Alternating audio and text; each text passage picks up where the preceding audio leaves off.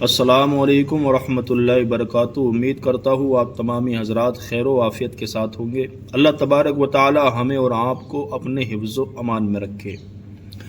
آئیے آج بات کرتے ہیں اللہ تبارک و تعالی کے برگزیدہ بندے جو اللہ تبارک و تعالی کا قرب حاصل کر لیا کرتے ہیں۔ اللہ تبارک و تعالی ان کی دعاؤں میں بڑا اثر رکھ دیتا ہے۔ آپ دیکھیں، ایک مرتبہ خواجہ حسن بصری رحمۃ اللہ تعالی علیہ بیان فرما رہے تھے، تو آپ سامنے جب بیان فرما رہے تو سننے والے مرد حضرات سامنے بیٹھے تھے، کچھ عورتیں باہر بیٹھی ہوئی تھیں پردے کے پیچھے۔ خواجہ حسن بصری رحمۃ اللہ علیہ بیان میں فرما رہے تھے کہ آپ بار بار اللہ تبارک و تعالیٰ کے دروازے کو کھٹکھٹاتے رہیں، کبھی نہ کبھی تو اللہ تبارک و تعالیٰ کا دروازہ کھل ہی جائے گا۔ جب یہ فرمایا تو وقت کی رابعہ بصریہ، اللہ اکبر، کتنا مقام اللہ تبارک و تعالیٰ نے ان کا بلند فرمایا ہے۔ آپ دیکھیں، مرد ہی نہیں ہیں جو اللہ تبارک و تعالیٰ کے قریب ہیں، کچھ عورتیں بھی ایسی گزری ہیں جو اللہ تبارک و تعالیٰ کی ولیہ ہیں، جنہیں اللہ تبارک و تعالیٰ نے اپنا قرب عطا فرمایا ہے۔ اللہ اکبر۔ جب خواجہ حسن بصری نے یہ الفاظ کہے تو رابعہ بصریہ رحمۃ اللہ تعالی علیہ عرض کرتی ہیں، اگر کچھ اجازت ہو تو میں کچھ کہوں۔ کہا کہو۔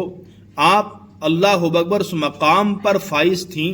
آپ نے کہا، حسن بصری کیسی باتیں کرتے ہیں آپ یہ بتائیں کہ اللہ تبارک و تعالیٰ کا دروازہ بند کب رہتا ہے؟ اللہ تبارک و تعالیٰ کا دروازہ تو ہمیشہ کھلا ہوا ہی رہتا ہے۔ اللہ اکبر، کیا مقام اور مرتبہ تھا۔ آپ دیکھیں، حضرت رابعہ بصریہ رضی اللہ تعالیٰ عنہ بیان فرماتی ہیں کہ اللہ تبارک و تعالیٰ نے مجھے وہ مقام اور مرتبہ عطا فرمایا۔ کسی نے پوچھا کہ آپ کو کیا مرتبہ اللہ نے عطا کیا؟ تو آپ فرماتی ہیں کہ دعا جو ہے میری، تو دعا قبولیت کے پاس نہیں جاتی، بلکہ قبولیت خود میری دعا کے قریب آ کر کے میری دعا کو قبول فرما لیا کرتی ہے۔ سبحان اللہ۔ اب یہاں پر میں تھوڑی سی بات کروں گا ان ماں بہنوں کے لیے جو اللہ اکبر آج دین سے دوری اختیار کیے ہوئے ہیں۔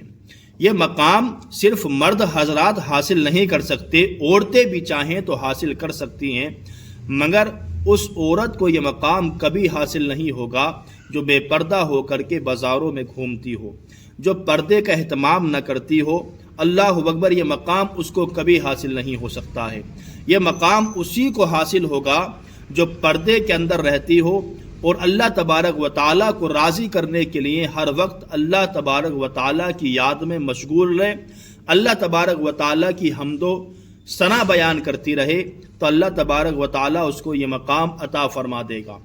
رابعہ بصریہ رضی اللہ تعالیٰ عنہ ایک مرتبہ حج کے لیے تشریف لے کر کے گئیں۔ آپ کا ایک اونٹ تھا گھر کے اندر جس کو آپ نے پالا ہوا تھا۔ تو آپ دیکھیں، گاؤں کے اندر آج بھی آپ جائیں تو گھر کے اندر جو جانور پالے جاتے ہیں تو ان جانوروں سے آج کل بھی گاؤں کے اندر اتنا لگاؤ ہوتا ہے ان جانوروں سے، چاہے وہ گائے پالتے ہوں، چاہے بھینس پالتے ہوں، چاہے بکریاں پالتے ہوں، چاہے ان کے گھر میں مرغیاں کیوں نہ ہو، تو ان لوگوں کو جانوروں سے بھی اتنا لگاؤ ہو جاتا ہے کہ جیسے گھر کے سدسیے اور ہوا کرتے ہیں ویسے ہی وہ جانور کو بھی سمجھا کرتے ہیں۔ یعنی اگر کسی گھر میں کوئی جانور یا بھینس ختم ہو جائے تو پورا گھر بیٹھ کر کے رویا کرتا ہے، اتنا اس کے دل میں، گھر والوں کے دل میں اتنی اس کی عزت اور اہمیت ہو جایا کرتی ہے۔ رابعہ بصریہ جب حج کے لیے گئیں تو کسی نے بتایا کہ آپ کا اونٹ جو ہے وہ اس کا انتقال ہو گیا۔ آپ جب حج سے واپس تشریف لے کر کے آتی ہیں تو آپ بصرہ میں گھسی، بعد میں کسی نے کہا، مائی تمہیں معلوم ہے کیا ہوا؟ کہ آپ کا جو اونٹ تھا وہ فوت ہو گیا۔ اللہ اکبر۔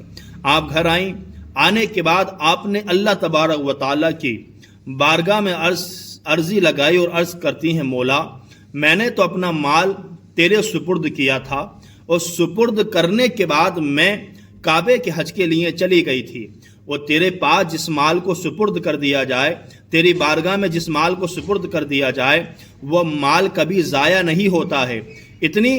یہ باتیں کہہ ہی رہی تھی کہ کسی نے آ کر کے بتایا کہ رابعہ بصریہ کسی نے غلط خبر دی ہے، تمہارا اونٹ تو زندہ ہے، وہ ٹانگیں ہلا رہا ہے، شاید وہ مرا نہیں تھا، بے ہوش ہوا ہوگا یا سویا ہوا ہوگا، غلط فہمی ہو گئی۔